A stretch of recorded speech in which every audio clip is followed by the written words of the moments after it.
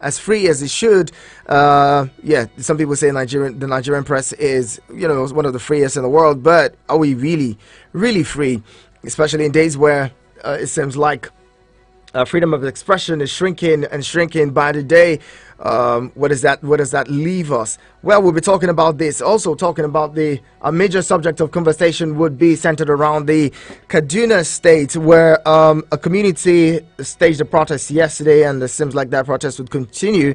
They're accusing the military of taking sides. The Achep community in southern Kaduna, staged a protest yesterday, blocking, some roads, and also, dressed in black attire.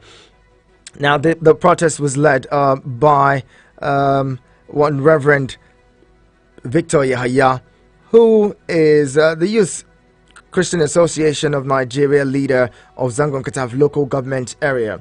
We'll be looking at that as our primary subject, but I'll also bring you updates as regards the evacuation, of Nigerians in Sudan.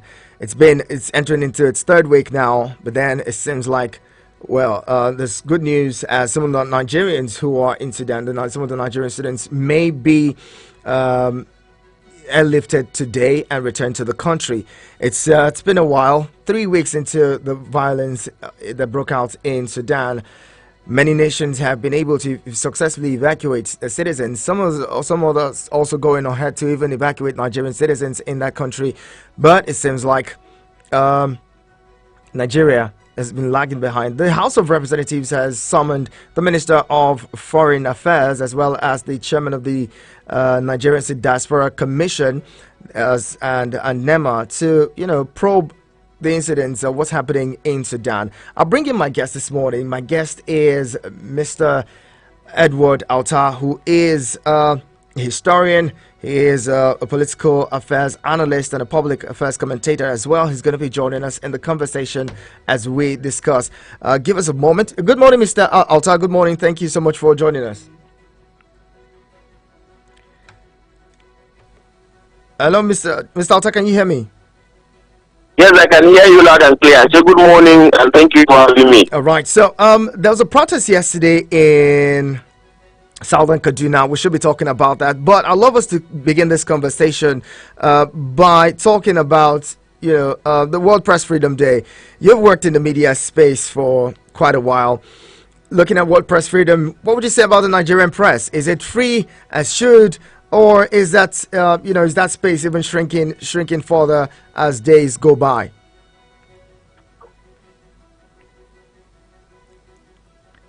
Hello? Yes, Mr. Alta, can you hear me? Okay, I didn't hear you quite clearly. Well, please. I was saying, happy World Press Freedom Day. It's World Press Freedom Day today. What do you make of the Nigerian press? Is it a free press, or is the press space shrinking further? As someone who has been in the media space for quite a while, what do you think, or do you make of the Nigerian press? All right, it seems like we would have to reconnect with my guest. But before then, let's listen to this. This is the protest, the Southern Kaduna protest, led by Reverend Victor Alta. Have a better position to plan of the injustices going on in their plan, and there's no lie.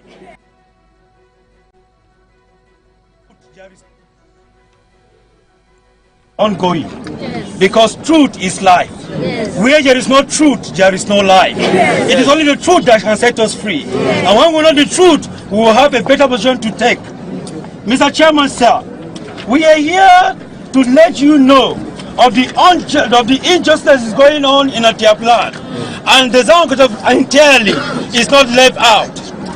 We have discovered that the military that were posted in Kaduna have taken sides. They are no longer doing the right thing that need to be done. They are attacking their people rather than those that are attacking us. That's why we came here to tell the world. Is that professional? No. Is that the work of the military? No. We want answers. By their action, we will say that the military are supporting those that are killing us. Yes.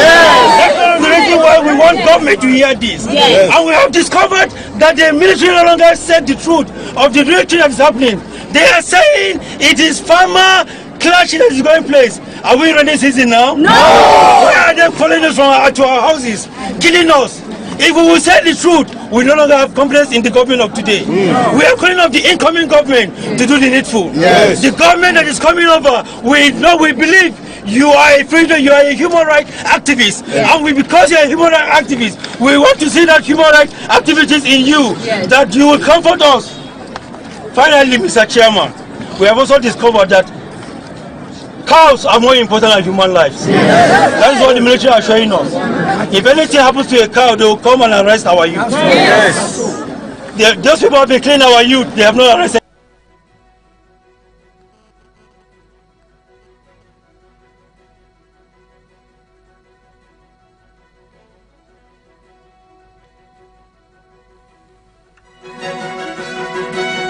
In you, that you will comfort us.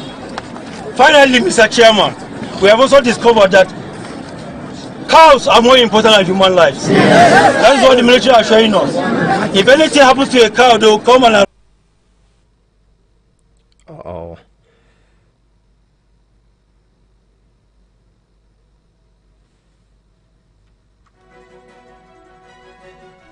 to a cow, they will come and arrest our youth. Those people have been killing our youth, they have not arrested anybody. They have not prosecuted everybody. Is that justice? No! We want to breathe in Zangokata local government. We want to breathe in a chiefdom. We want to breathe in Kaduna State. God bless us all. And that was Reverend Victor Yaya there leading a protest in Kaduna. And you heard what he had to say. I'll bring in my guest now, Mr. Edward Alta, who will be joining us in this conversation to share thoughts with us as it is, the killings that have gone on in many parts of the country. The southern Kaduna seems to be at the center of it. There's conversations about, these killings, and you heard them there, same people. They're alleging that the biggest conversation now is that the allegation that the military has taken sides, that's a new dimension, and we're wondering how it is that the military has taken sides. Mr. Alta, good morning again, and thank you for joining us.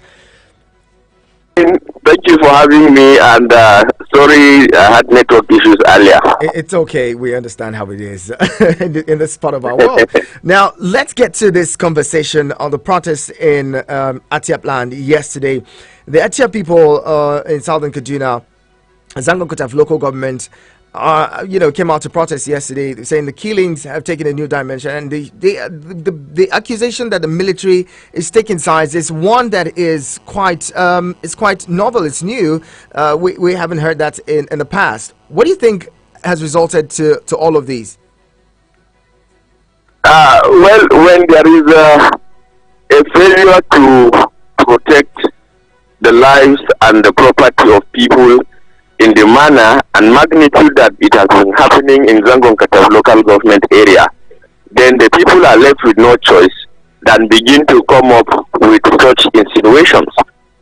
Whether it is true that the military has taken side or not, it is very difficult at this point in time for anybody to take sides with the Nigerian military, because some of these attacks that happen in southern Kaduna and in Zangonkata local government, you find out that the distance between some of the military formations and where these attacks are happening, and even the duration of these attacks, almost on a daily basis, one will begin to wonder whether we have any intelligence system, or whether there is any will from the part of the Nigerian military to tackle those intelligence reports.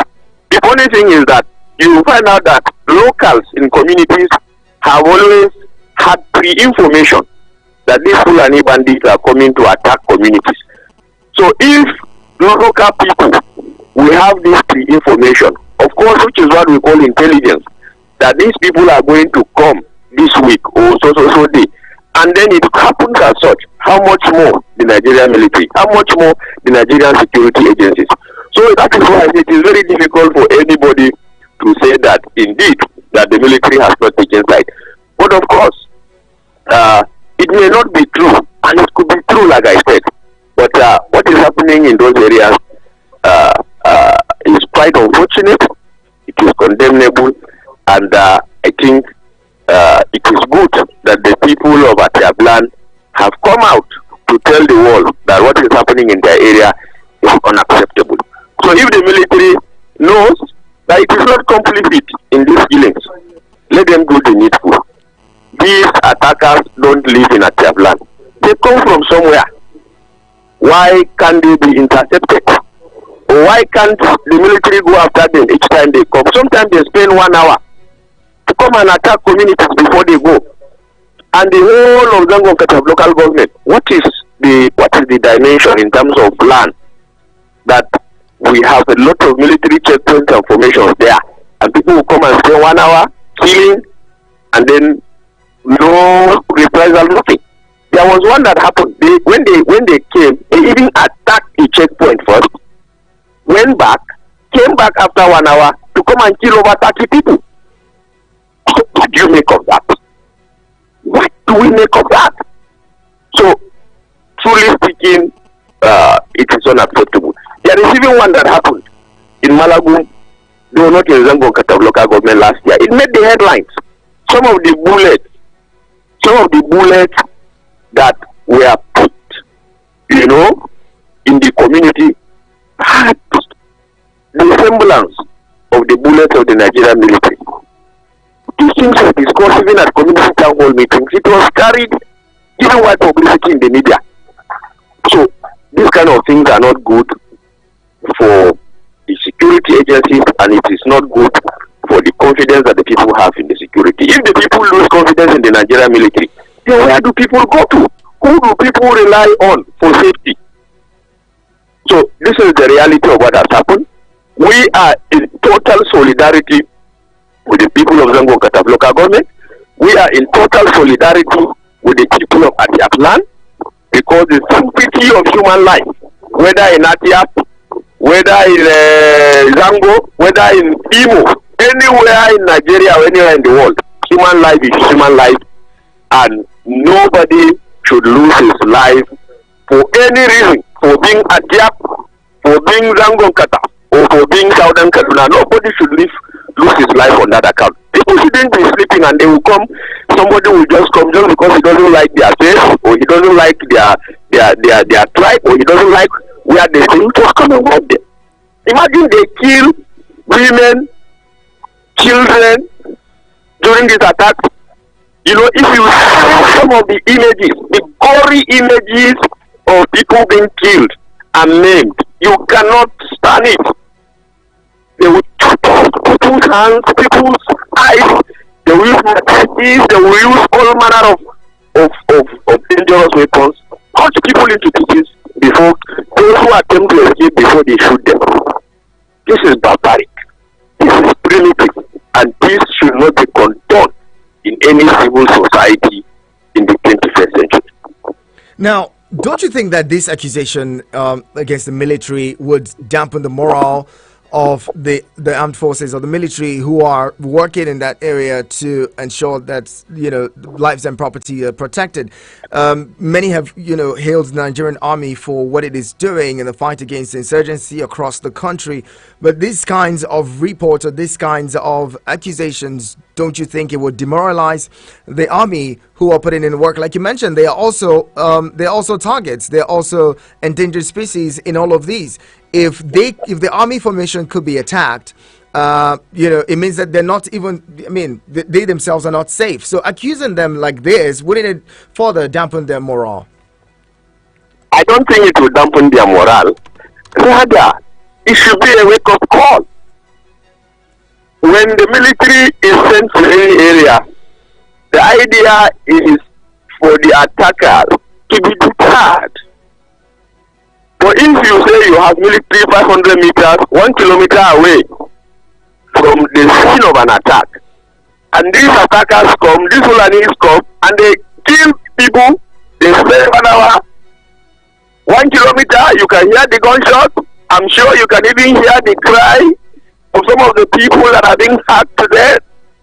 And then from 500 meters or 100 kilometers, 1 kilometer apart, you should be able to hear those sounds. So when these things are happening, And the military formations that are there, they are there to repel them. They are not there to supervise what these bandits are doing. They are there to repel them. If the bandits overpower them, they should call for reinforcement.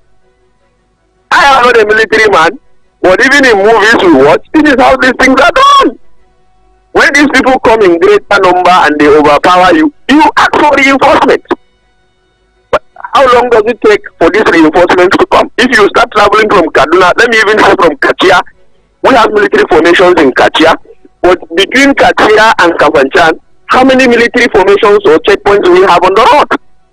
So if the one that is here is overpowered, the military should be able to mobilize reinforcements from other checkpoints that are within that proximity between that area to go and give these people support. Perhaps the military is overstretched, Mr. Alta. Have you thought about this? Perhaps the military is overstretched. People have said over time that the military has been... I'm not talking about bringing soldiers from somewhere. I just told you that between Kachia local government and Kaura local government, we have more than 10 or so military checkpoints.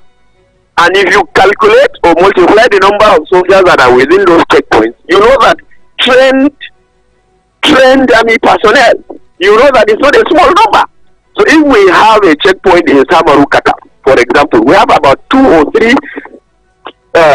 security checkpoints or 4 within a plan, and then something is happening in a village that is not more than or even up to 1 kilometer from a particular checkpoint.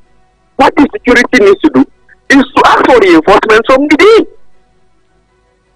Ask for reinforcement from within. Repel these attacks or repel these attackers.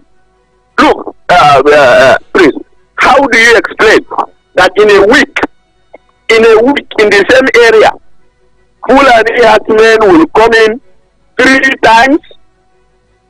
Sometimes they won't even give the space of 1 day. They come today, they come tomorrow. And you now say that you have security network within that area and they are not able to repel these attackers. They are not able to foil these attacks. So each time these people will come, they will kill and go, no casualty, nothing. Come on, how do you explain this? No, there is no way that you can exonerate the army, no matter how hard you try to do it. The security agencies need to wake up. So I do not believe that what these accusations will dampen their morale. Rather, I believe that this should motivate them. They need to prove to the Nigerian people, they need to prove to the Asia people, they are not complicit by doing the right thing. We want to see the next time these Fulanis want to come, we want to see the army resist them. The next time they come, we want to hear that these bandits suffered casualties. This is the only way that these people will be deterred from coming to those areas. And this is also the only way that the people of the area will feel a sense of security or a sense of the army doing what it is there to do. I can tell you for free that in the last 5 years, over 20 villages have been displaced within that area. 20 villages. People have been displaced from their ancestral land. Those villages have been razed down completely. These people don't just come to kill, they come to destroy the community, they raze down everything, they burn down the houses. And today, people have become orphans, they have become widows, they have become widowers.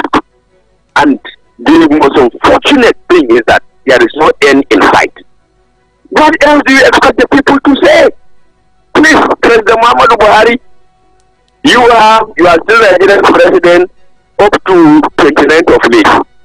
You still have a role to play. The incoming administration too should take some of these issues very seriously. Now, it is not the morale of the military that is down. Even the morale of the people is down. You need to restore public confidence in the security forces and in the ability of the Nigerian government to protect the people. Let's talk about the fact that Reverend Yahya in that protest message was saying that, the basis for accusing the military of taking sides is because the military has said, or some military personnel have said that the crisis in southern Kaduna is a farmer had a clash or crisis, and as such, they do not accept. His argument is that, especially now that they're not in a rainy season, they haven't been in a rainy season, but yet they're being attacked almost on a daily basis. And but then we've also heard about reprisal attacks. Also, the Fulani communities have also been attacked. These killings have gone on in even predominantly Hausa Fulani communities. In Kaduna, for instance, talking about the likes of Zamfara, Katsina, and all those other places, there are killings going on there. So when people say that the killings in southern Kaduna is an agenda, many have alleged, to drive away the people and take over their lands and all, you wonder why these same killings have been going on in Kaduna North Senatorial District as well. In places like Kudan and Lere and the likes, there are killings going on in those areas. In Soba, in Zaria local government area, there are killings. People are dying in those areas. The Kaduna state government came out with a report to say that in the first 3 months of this year, over 214 people were killed. And these people are not just in southern Kaduna alone, they're also in other parts of Kaduna. When we look at this, would this whole agenda that has been pushed to say that, it's ethnic cleansing and all, would it really hold water? Look, the culprits, whether it is in Zamfara, in Kaduna, in northern Kaduna, in Benue, everywhere in this country that communities have been attacked, the culprit is the same. These Fulani herdsmen have been fingered. Everywhere you hear attacks, the locals will tell you that the perpetrators of these attacks are Fulani herdsmen. So if you call it a clash, what is a clash? A clash is that there is a collision, there is a fight between one group and the other. Where are these clashes taking place? Why are the Fulanis not recording casualties? They came to Atiaplan. If there was a clash in Atiaplan, tell me how many Fulanis died there? The security men that are saying it is a clash, how many Fulanis were killed during that clash?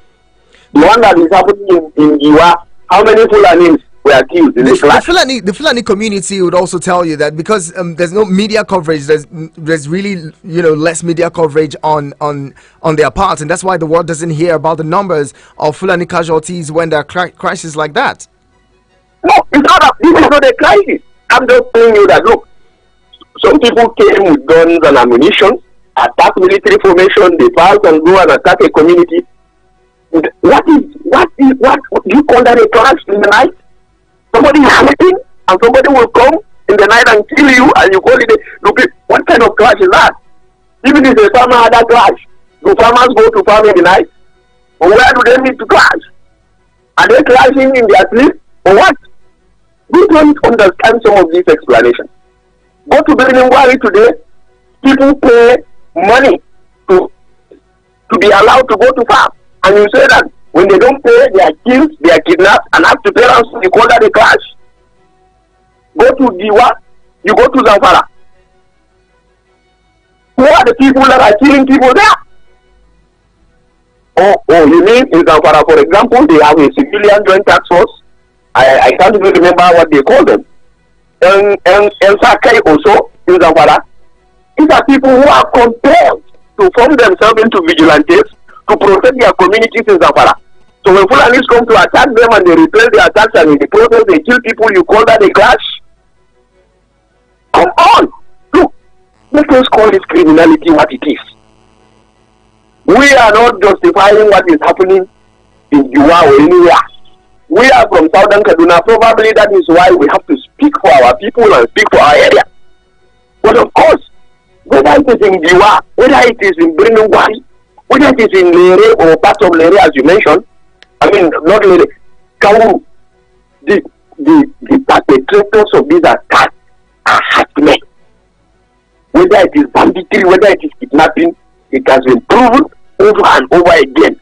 All these gang leaders, who are they? In fact, there is an aspect. Let the Fulanis come out and speak the truth. The cattle rustling that is happening in Kaduna State and in other parts, every year, more than 5,000 cattle are being rustled. Who are the people rustling?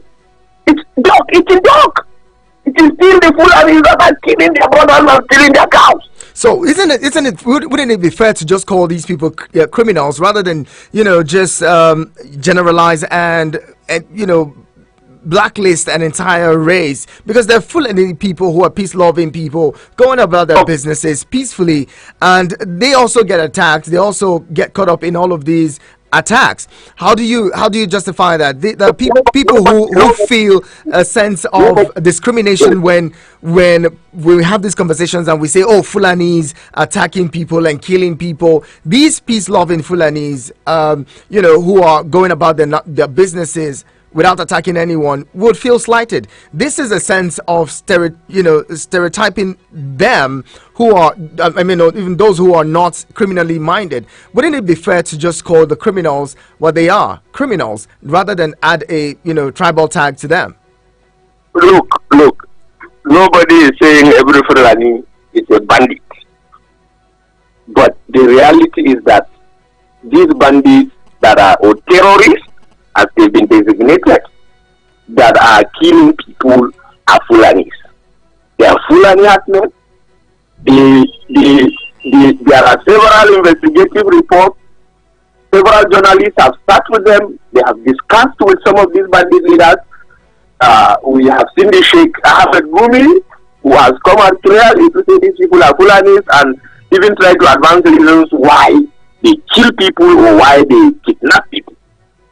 So it is not in doubt that these bandits, these terrorists, whether in Kaduna State, whether in Benue, in Niger, in Katsina, in Zamfara, that they are Fulani herdsmen.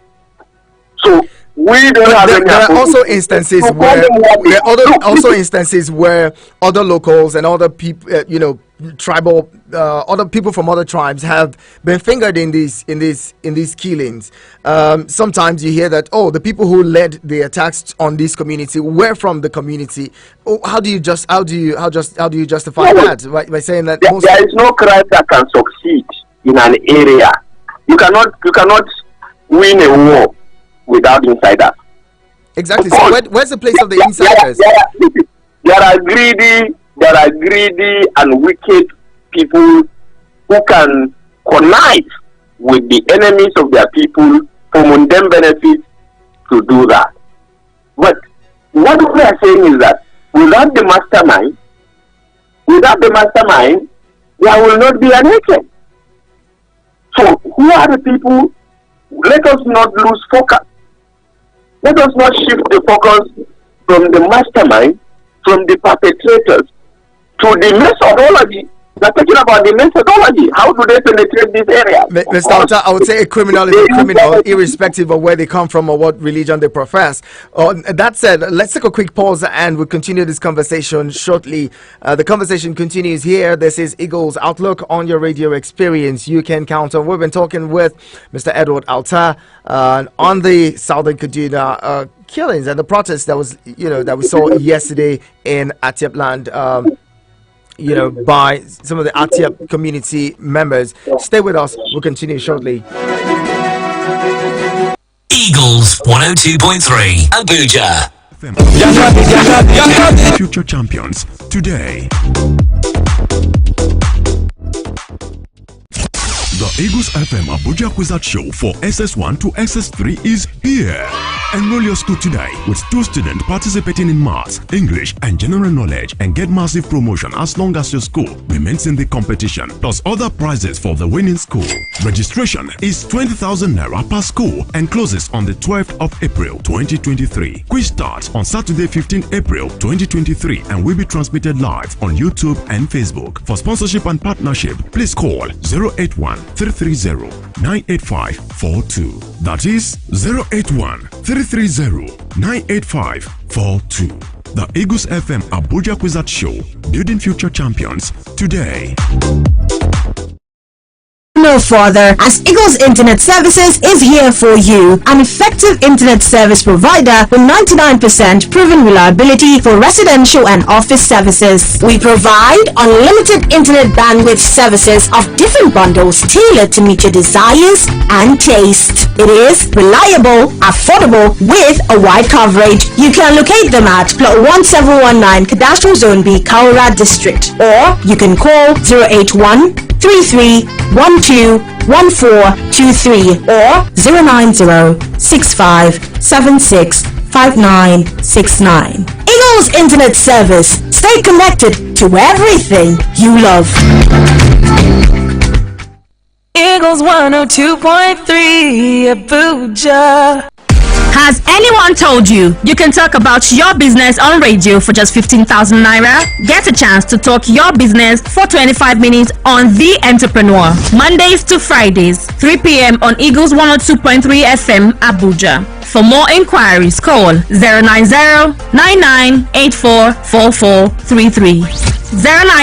090-9984-4433. The Entrepreneur. Talk your business for just 15,000 naira. Hurry now. Eagles 102.3 Abuja.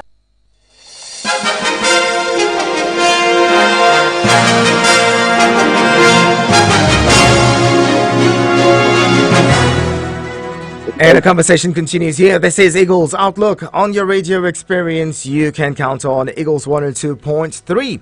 And we've been talking about the protest in Zangon local government area yesterday, led by one Reverend Victor Yaya, who made some arguments and also going ahead to accuse the military of taking sides. He says they're taking sides with their killers and attackers. And for him, he goes on to also say that it seems like, animals and cows are more important than human lives, because in their community, when something happens to a cow, the youth in their community are arrested. But when the humans in their community are attacked and killed, no one is arrested and paraded by the military. The conversation continues. Let's state it clearly here that criminals are criminals, irrespective of where they come from. They're criminals from every ethnic stock and every ethnic and even religious divide in the country and anywhere else in the world. Criminals are criminals. Let's leave it at that. And so we're bringing callers now. Before I get back with my guest, Edward Alta, a historian and public affairs commentator, as well as political analyst, joining us in the conversation. 090-7353-0044 and 090-8766-8888 are the numbers to call. Hello, good morning. Hello, my prince. Good morning, sir. God bless Good you. morning. God bless your guest. Take him be. I greet your guest, yes, especially, yes. My name is Taking Hundu, all the way from National State. You see, my prince, an injury to one is an injury to all. I'm not surprised that these people have come out to protest and level this, allegation against the Nigerian army. My prince, how can you be recruiting Boko Haram members into the Nigerian army? How can you be saying that they are repentant and then you recruit them?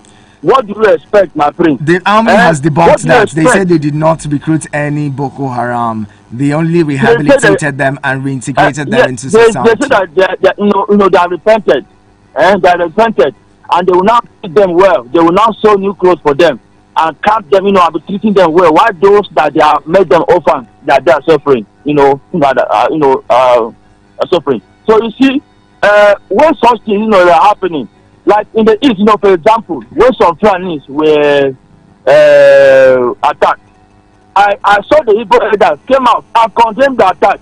But my prince, me, I have never heard where Fulanis have gathered together and condemned the attack by their criminal group. I've never heard it, my prince. Where the elders of Fulani, if I've heard it, maybe you let me know. What they have gathered and said, the criminal elements among us who are doing this, we condemn it. I've never heard it before. And their popular group, Mayati Allah, I've never heard. I'm sure you've heard Mayati Allah. I'm sure you've heard Mayati Allah condemn some of the attacks, by alleged Fulani henchmen. Honestly, I've not heard it. Wow. But one thing for sure is that this government just has some few days to go. But they have faith in this regard, because I have expected them to insist that herdsmen go on ranching. Because how can you attack people during rainy season? I mean during dry season, where there is no farming activities, and then you call it farmer headers crashes. It is unfair now. It is unfair because farming activities are not going on. But you come to the houses and you kill them in their sleep. You slaughter them in their sleep. You man them. You bring the unborn babies outside their mother's belly and keep it. Abba now. Abba, let them fear God now. So we are calling on the incoming government. Let them not treat these people with ego. And lastly, my prince, how can you declare an organization like Apple a terrorist group and you leave the herdsmen who are more dangerous? Thank you. Thank you very much, Taking B, for your contribution. Let's bring in more callers. Hello, good morning. Hello, Yamacho, good morning. Good morning, Okechuku. Good to have you. Thank you, Yamacho. You see, what goes on later will later come down. What we have been shouting in this country, that these people are these men are the ones going around. Can you tell me that somebody will go and kill innocent person and call it a farmer header clash? Thank God that these people have known the people that are killing them. That is why you see they stand up and protest. Because if we refuse to speak the truth in this country, honestly, everybody will go for it. Where are the leaders of Boko Haram, the ones that escaped from Kuget prison? I want to ask, have they captured anyone? No. And these people went to Kuget prison and released their members so freely and go till today. We cannot account for anyone that they have arrested them. Honestly, this country, something is going wrong. Something is going secretly. So please, if the army knows that they are innocent, they should come out and prove themselves right for Nigerians to believe them, because Nigerians is even getting more fed up from the army. How will someone come to your country and kill your own citizens and they will go scot-free? Nobody will arrest them. Even if they arrest them, they'll call them repentant Boko Haram. Why can't you take them to court so that court will decide their fate? If they are innocent, fine. If they are not innocent, court will jail them. Honestly, I'm tired of all this in this country. Thank you. Thank you very much, Okechuku, for your contribution as well. We're bringing more callers before we get back with my guests. 09073530044 and 09087668888. Need I remind you to keep your comments as simple as possible? Please do not raise further accusations, especially unfounded ones. Hello, good morning. Good morning, Prince Henacho. Good morning, Haruna. Yeah, thank you. How are you doing? I'm very well. Well done. Is our guest still online? Yes, he's online. Yes, I'm still Our guest has spoken well.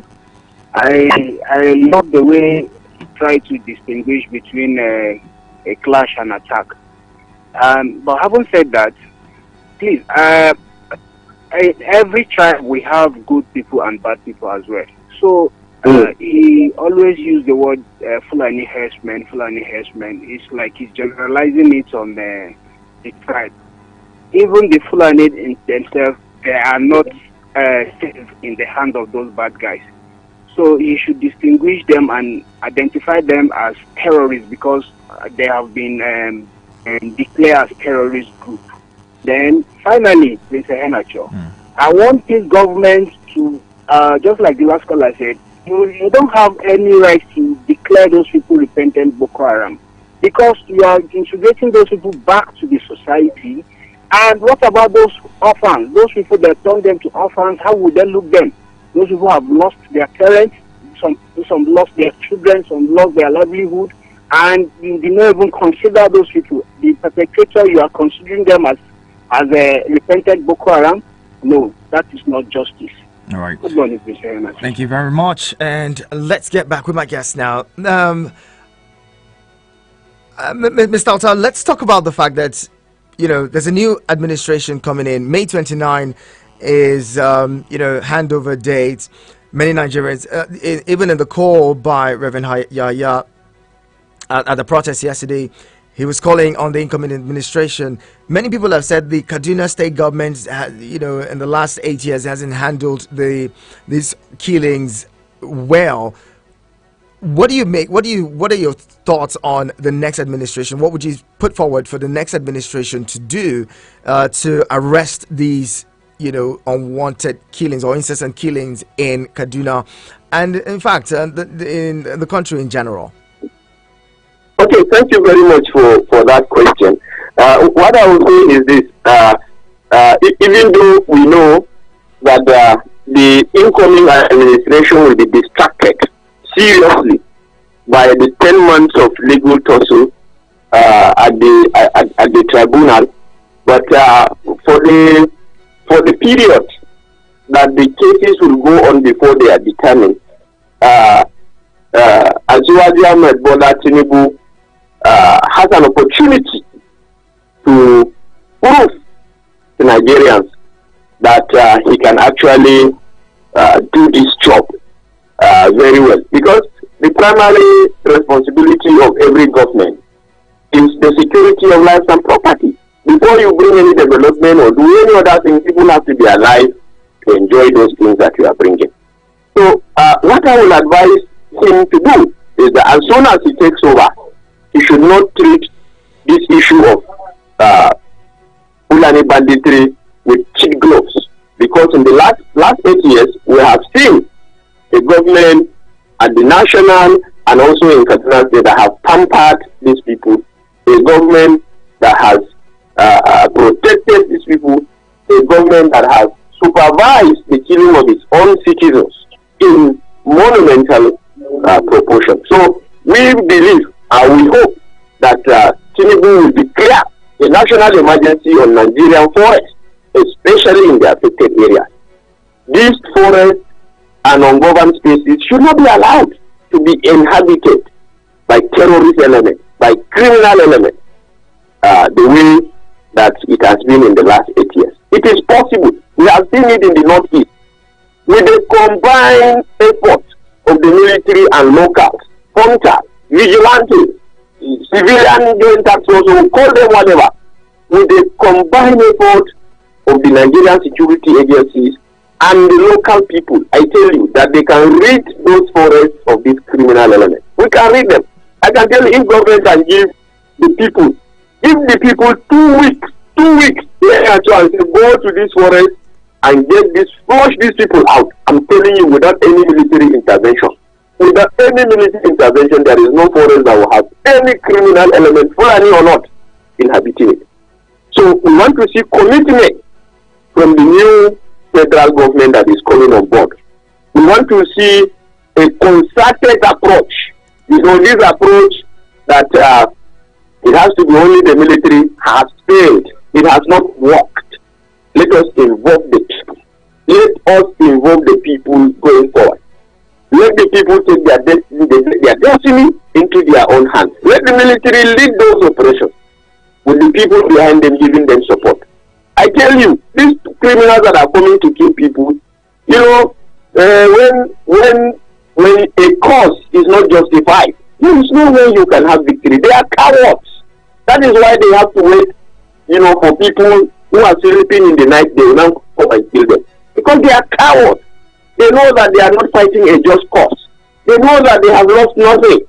They are just blood tendencies and the people of this country. Let us reach our forests. If these forests are the places where these terrorist elements are staying, or the forest is harboring them, let us reach these forests. Whatever it is, no matter the level of damage, collateral damage, let us do it once and for all. Let us show these elements, wherever they are coming from, that we have a government that is responsive and also responsible. And we also have citizens that are patriotic, who can lay their life in defense of their land. All right. So this is what we expect to do. And even in Kaduna State, it is clear that the existing government in Kaduna State took sides in the last 8 years. Because you cannot have a government which is interested in security, and the government wants to do it alone. We have groups like the Southern Kaduna People's Union. We have community development associations in Southern Kaduna, like the ATIAP, the ADA Development Association. The government said it does not recognize those groups and that it will not sit with those groups. For 8 years, it refused to sit with those groups to talk about the problems of the people. So how can you resolve a crisis in an area? How can you resolve a security situation in an area and you say you don't want to sit with the leaders of those areas? So it was part of the problem. So we hope that by May 29, those who are going to be in charge, pending when the court decides to confirm them or do otherwise, that they should use those periods to see how they can mobilize the people, sit with the people, sit with their leaders, fashion out modalities and ways to tackle these issues and be committed to implementing whatever modalities, whatever measures that collectively, the people and the government, have agreed to follow to end this unjust killing, this attempted genocide that is going on in southern Kaduna and elsewhere in the country. So that is my candid advice. All right, let's bring in some more callers and then we'll wrap up the conversation. Hello, good morning. Good morning. Good morning to you. Paul, good to have you. Yes, good morning, my brother, Mr. Manasseh. My prince, when you're talking about Southern Kaduna, you are touching one part of in fact, the whole of my heart, because that's my place. And the way the thing has gone, some of us who are out here cannot even drive freely to go to our villages, to go and celebrate any event with our own loved ones. Like what our guest has said, he has spoken a lot, and I agree with him 100% because he knows the area, he knows what is happening.